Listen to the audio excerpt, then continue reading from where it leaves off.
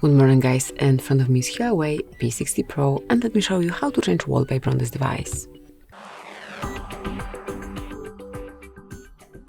So at first open the settings, then find and select home screen and wallpaper and choose wallpaper.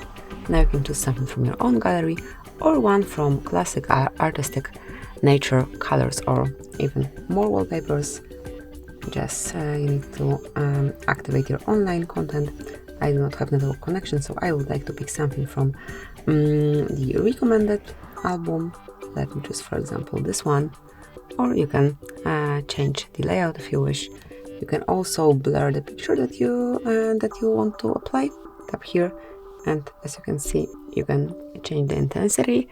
And let me apply it this way. Tap on apply, and then decide if it's for your lock screen only, just your home screen, or both of them. And that's it, that will be all. As you can see, this brand new picture is covering both your home and lock screens. Thank you for watching, please subscribe our channel and leave the thumbs up.